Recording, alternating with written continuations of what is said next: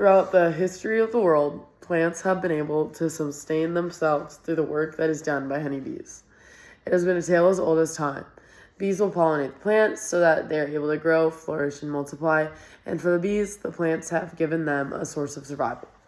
It is a circle that has been occurring since the dawn of time, but bees are facing troubles that are increasingly worrisome. The increase in summer deaths of bees has become a pressing ecological concern in the past 15 years. Studies and research points to the fact that the largest change in these 15 years have been the increase in pesticides and the loss of sufficient diet for the bees, making it impossible for them to flourish in the months they are supposed to be operating at their best.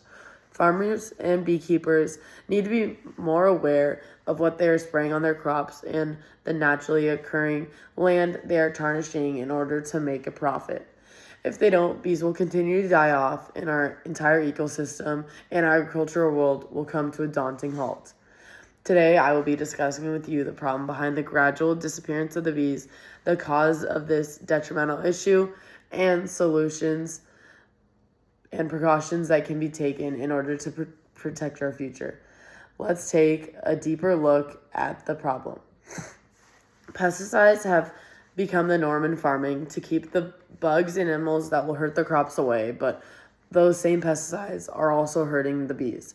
In an article published by the MDPI Insect Review in 2024, it explicitly states that the neonicotinoid pesticides are the most widely used insecticides among farmers, but they are highly toxic to bees.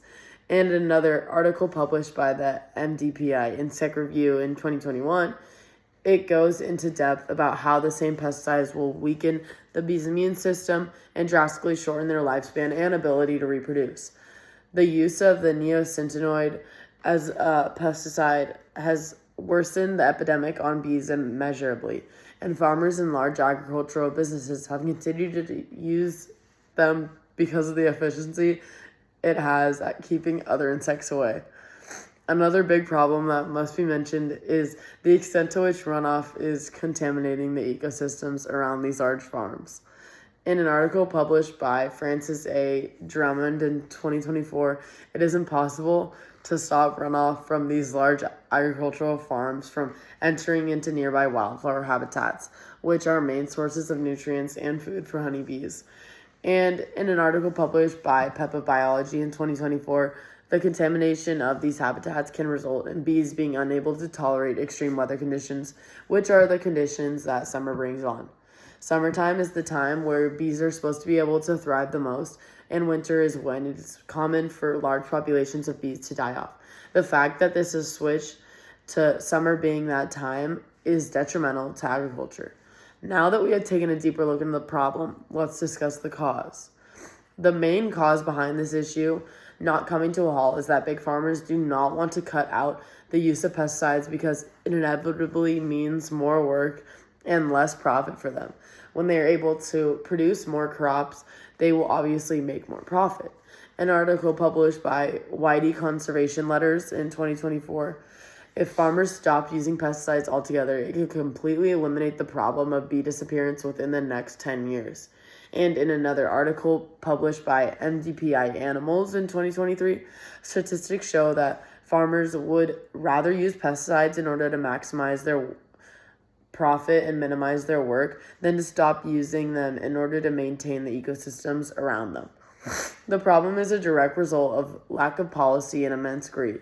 If farmers do not change this, the bees that help their plants survive will no longer be there, which will in turn cost a lot more to fix than this will. According to an article published by PLOS ONE in July of 2023, bees pollinating service average out to be 13 billion annually. This number is much higher than what it would cost to stop using pesticides altogether. Bees are irreplaceable. And now that we have taken a deeper look into the cause, let's move on to discuss some solutions. One solution could be that policies could be implemented in order to stop farmers from being able to use mass amounts of pesticides or pesticides that are directly harmful to bees.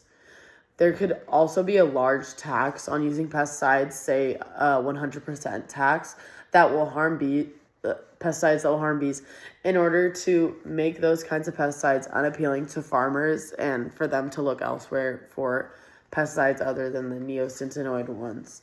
Another solution or precaution that could be taken is trying to restore bee habitats so they're able to be used by bees again.